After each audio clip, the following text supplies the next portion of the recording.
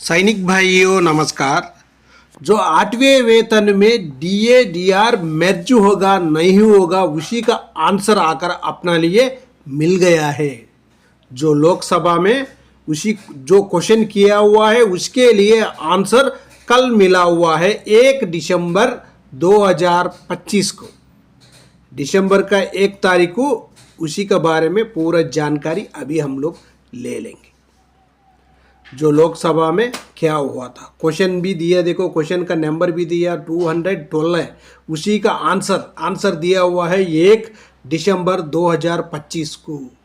जो आकर 8वें वेतन में डीए डीआर मर्ज नहीं होगा उसका बारे में हम लोग सोचा ही नहीं है। डीए डीआर मर्ज होगा बोलकर सोचा ही नहीं है। जो डीए डीआर मर्ज नहीं होगा बोलकर ही बताया हुआ है। स्पष्ट रूप से कहा कि सरकार ने 3 नवंबर 2025 को 8वें वेतन आयोग का नोटिफिकेशन जारी कर दिया है। इस लिखित उत्तर के साथ उन्होंने नोटिफिकेशन की कॉपी भी संलग्न की, जिससे यह बिल्कुल साफ हो गया कि नए वेतन आयोग की प्रक्रिया अब ऑफिशियल रूप से शुरू हो चुकी है। आने वाले महीनों में यह आयोग सिफारिशों पर काम करेगा, जिनके आधार पर भविष्य में केंद्रीय कर्मचारियों की सैलरी और पेंशन स्ट्रक्चर में बड़ा बदलाव देखने को मिलेगा। बता दें कि सांसद आनंद भदौरिया ने महंगाई को लेकर एक और इम्पोर्टेंट क्वेश्चन पूछा। क्या सरकार डीए और डीआर को बेसिक पे में मर्ज करने का विचार कर रही है?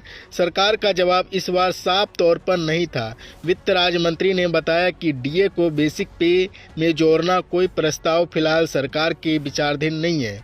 वहीं सरकार ने यह तर्क दिया कि डीए और डीआर का मकसद महंगाई के असर से कर्मचारियों की आय को बचाए रखना होता है, इसलिए इसकी रिव्यू हर 6 महीने में all India consumer price index के बेस पर होती है। इसका मतलब यह है कि प्रेजेंट सिस्टम जारी रहेगा और डीए समय समय पर बढ़ता रहेगा, लेकिन बेसिक पे में शामिल नहीं होगा। फिर भी सबसे बड़ी बात यह है कि 8वें वेतन आयोग का गठन हो चुका है।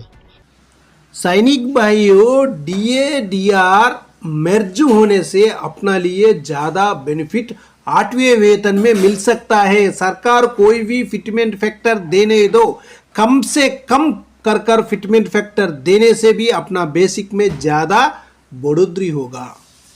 इसी कैलकुलेशन में एक बार जानकारी ले लेना। सिपाही साहिबान का लिया हुआ हूँ OROP3 बेसिक, 17 साल सर्विस किया हुआ सिपाही साहिबान के लिए उनका बेसिक 20,463 रुपीज़ है। उनके लिए आकर अपना डीए जनवरी तक 61% होने से डीआर का अमाउंट बन जाता है 12,482 रुपीज़। जो OROP3 का बेसिक 20,463 रुपीज़ और डीआर का अमाउंट 12,482 रुपीज़, दोनों मर्ज, दो डीआर बेसिक में मर्ज होने से 32,945 रुपीज़ बन जाएगा बेसिक। जो डीए डीआर मर्ज होने के बाद बेसिक कितना है 32,945 रुपीज़। उसके लिए फिटमेंट फैक्टर कम से कम 1.92 देने से भी अपना बेसिक बन जाएगा 63,254 रुपीज़। सिपाही का इतना बेसिक बन सकता है अपना डीए डीआर बेसिक में मर्ज होने से।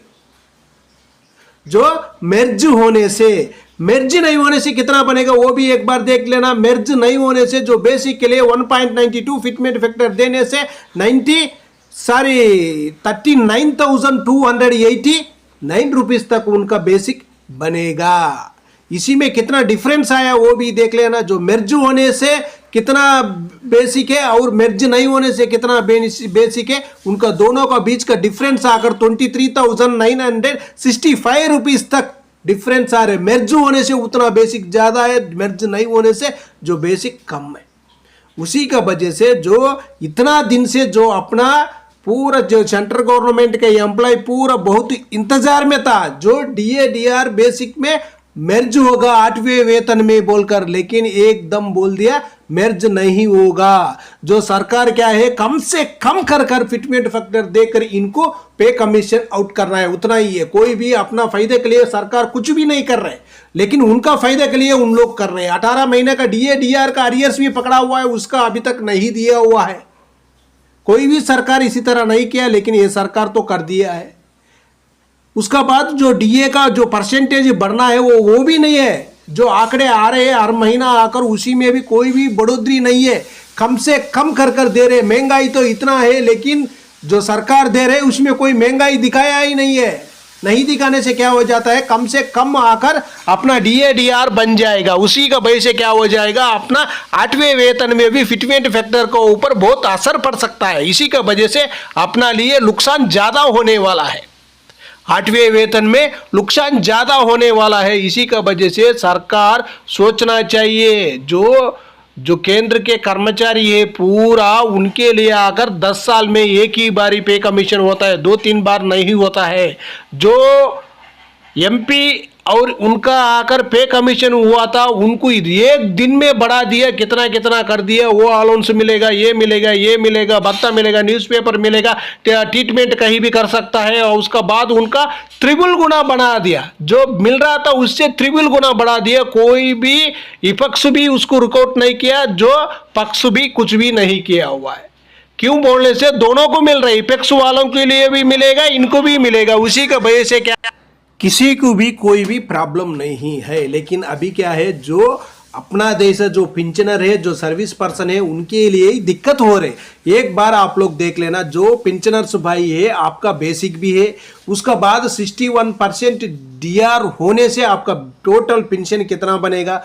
उसका बाद मेर्ज होने से डीए डीआर मेर्ज होने से उसके लिए आपका 1.92 फिटमेंट फैक्टर से कैलकुलेशन करने के बाद जो मेर्ज हुआ बेसिक के लिए 1.92 से कैलकुलेशन करने से कितना बेसिक बन रहे वो भी एक बार जानकारी ले लेना। उसका बाद बेसिक के लिए 1.92 फिटमेंट फैक्टर से कैलकुलेशन करने से कितना बेसिक बन रहा है।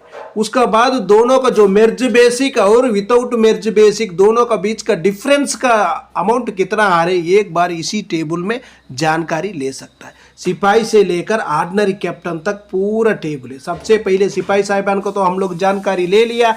जो नायक साहिबान का देखो, OROP3 का मुताबिक उनका बेसिक 23,569 रुपीज़, उनके लिए आकर 61% डीआर के साथ तो 37,946 रुपीज़ जो मेर्ज होने के बाद उतना बेसिक बन सकता है। उसके लिए 1.92 से कैलकुलेशन करने से 72,856 रुपीज़।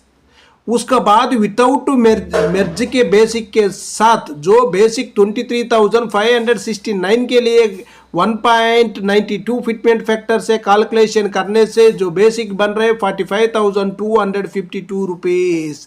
दोनों का बीच का डिफरेंस आकर कितना हो रहे 27,604 रुपीज़ तक जो बेसिक में डिफरेंस आ रहे। एक बार आप लोग जानकारी लेना बहुत ज़रूरी है।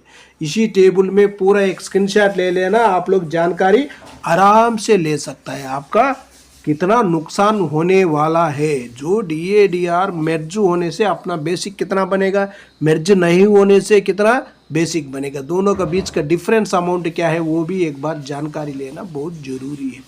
इसमें भी देखो सूबेदार साहिबान, सूबेदार मेजर साहिबान, ऑर्डिनरी लेफ्टिनेंट, ऑर्डिनरी कैप्टन साहिबान तक इसी टेबल में है। आप लोग आराम से जानकारी ले सकते हैं। ओके फ्रेंड्स, ये वीडियो आपको पसंद आने से सब्सक्राइब करो, लाइक करो, शेयर करो। आपका सब्सक्राइब लाइक हमारे लिए बहुत ज़रूरी है, आपका सपोर्ट भी बहुत ज़रूरी है। हम लोग नेक्स्ट वीडियो में मिलेंगे। जय हिंद, जय भारत, भारत माता की जय।